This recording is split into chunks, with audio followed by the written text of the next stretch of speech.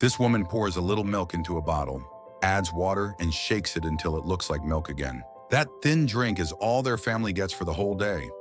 Every morning starts the same way for them.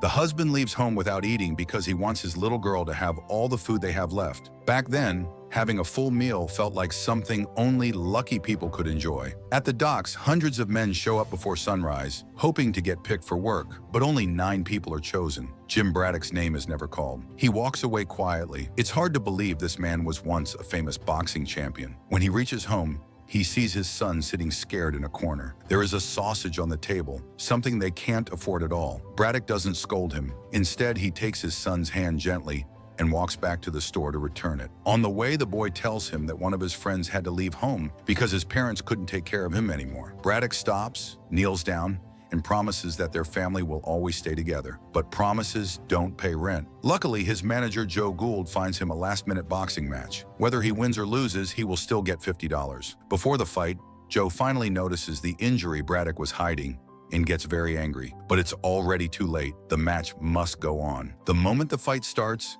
Braddock feels terrible pain. His broken hand burns every time he throws a punch. The crowd boos him because he looks slow. Desperate, he tries punching with his injured right hand and accidentally hits his opponent perfectly. Even though it hurts badly, that one hit helps him win. But instead of getting the money, he hears terrible news. The Boxing Association cancels his license and refuses to pay him. Without work, they can't pay for gas, electricity, or survive the winter. His wife suggests sending the kids to relatives so they can stay warm. Braddock refuses immediately. He promised his son. To keep looking for work, he hides his cast by coloring it with shoe polish. A few days later, the electricity in their house gets cut because the bills haven't been paid. Even the electrician feels sorry for them, but he has to do his job or he'll be fired too. The house becomes dark and cold. They use candles and break old wooden fences to burn for heat. Still, the kids get sick. His wife can't take it anymore and sends the children away to stay safe. When Braddock comes home and learns this, he argues with her and runs out. She thinks he's leaving them, but instead he goes straight to the relief office. Even though it hurts his pride,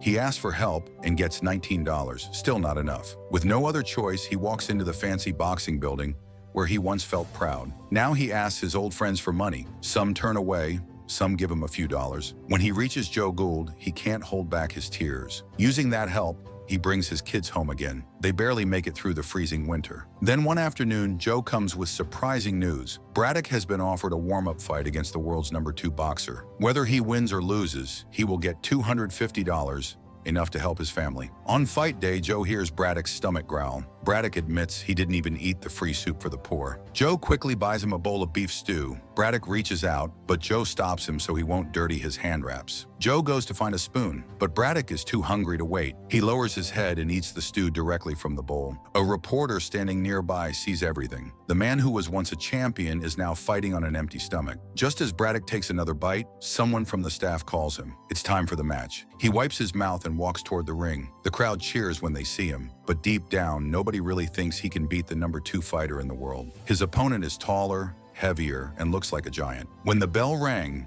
the huge boxer rushed at Braddock. His long arms made it hard for Braddock to get close. Every time Braddock stepped forward, he got pushed back by strong punches.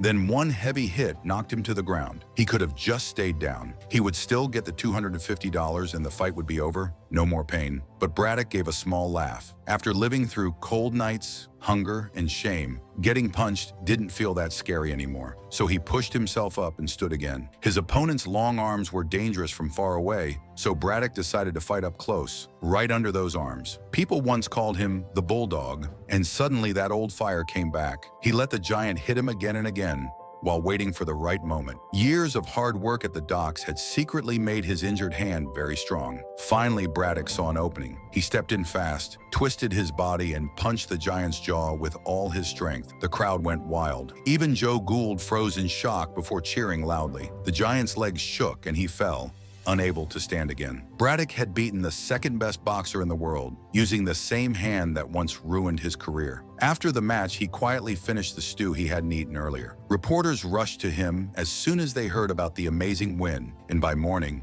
everyone knew his name. When he reached home, he pretended something bad happened. His worried family ran to him, then saw a big warm dinner on the table. For the first time in a long time, they all ate until they were full. The next morning, Braddock went back to the docks like normal, but this time, the foreman called his name first. He had seen Braddock's picture in the newspaper and asked why a man who beat a top boxer was there looking for day work. Braddock simply said that after paying his debts, only $5 were left from the $250. The foreman laughed and gave him a job. Soon after, Joe got Braddock another fight and even lent him a lot of money to help his family. But Braddock's wife was worried boxing would hurt him worse. She angrily went to Joe's house to complain, but when she saw his almost empty home, she stopped. Joe had sold nearly everything he owned just to help Braddock get back into boxing. Joe didn't stop there. He begged club owners, argued, and pushed until Braddock got more fights. And Braddock trained harder than ever. His punches got faster and stronger. His ability to take hits grew too. He couldn't afford to lose. He knew what hunger felt like, and he didn't want his kids to feel it again. Match after match, Braddock fought like a bulldog, steady and stubborn, waiting for the right moment. But one day he faced a huge fighter who kept hitting his ribs again and again. Braddock tried to protect himself, but a hard punch cracked his ribs. The pain was so strong, he grabbed the other boxer just to stay up. The referee pulled them apart. During the break, Joe didn't let him sit. "If he sees you standing," Joe whispered,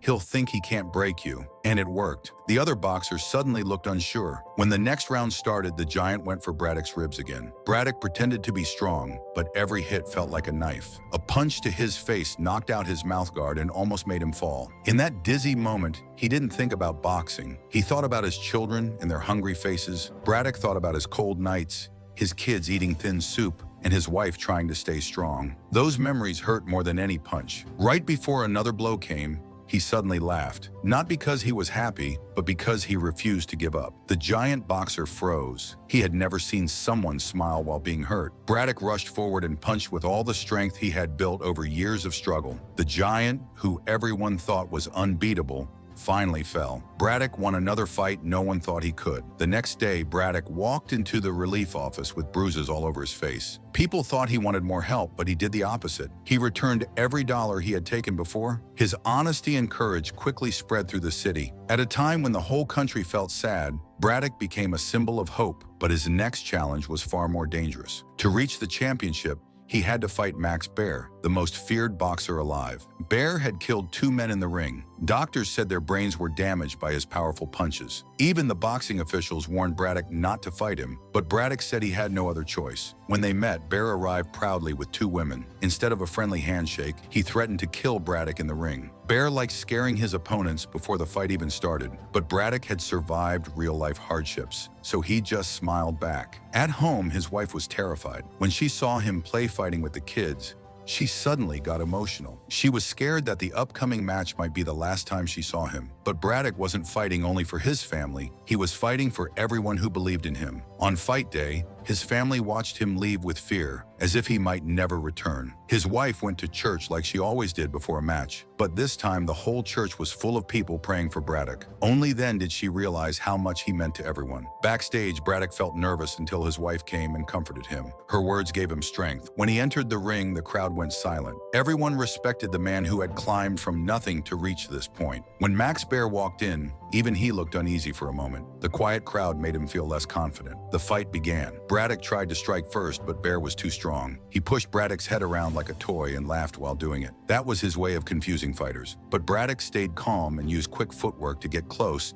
and land short, sharp punches. In the third round, Baer hit Braddock's injured ribs. The pain almost dropped him, but Braddock stood straight, pretending it didn't hurt. In the next round, he stopped trying to overpower Baer and focused on dodging instead. Baer missed several big punches, and the crowd laughed at him, which made him angry. Out of rage, Baer hit Braddock twice even after the referee stepped in. People booed, but Baer didn't care. Then he insulted Braddock's wife, hoping to crush Braddock's spirit. For a moment, Braddock felt himself losing control, but Joe shouted at him to stay focused. Still, the damage was done. Baer broke Braddock's rhythm. In the next round, Baer attacked with full force. 2 heavy punches hit Braddock's face, blood dripping from his nose. But Braddock stayed on his feet. He wasn't just fighting Baer. He was fighting for his family, for his dignity, and for everyone who believed in him. As the rounds went on, his punches became faster and cleaner. He kept landing counterattacks that hit Baer again and again. The champion got confused and angry, yelling in frustration. Braddock didn't stop. He kept moving forward, punching hard. Soon, Bear couldn't run anymore. The whole crowd began shouting Braddock's name. The champion who once scared everyone now looked trapped. Out of anger, Bear suddenly punched Braddock below the belt, a dirty and illegal move. The crowd went wild with anger. The round stopped immediately. Joe rushed in, furious. He told Braddock that Bear had broken the rules too many times. If Braddock just stayed careful in the last round, he would still win. But Braddock was never someone who hid or backed down. When the final round started, he stepped forward and fought with everything he had. Punch after punch, the two men hit each other. The whole world listened in silence. Even Braddock's wife, who usually couldn't bear to listen to the radio, moved closer, shaking with fear. Bear kept aiming at Braddock's ribs. Each hit filled Braddock with sharp, shocking pain. Then Bear lifted Braddock's chin and smashed him with a powerful punch. Braddock fell to the ground. The entire stadium gasped. His vision blurred. The ring spun around him. And when Bear stepped in to finish the fight, Braddock remembered something people always said. This was how Bear killed his past opponents. One more punch could end everything. Through the dizziness, Braddock imagined the faces of his wife and children. That memory held him together.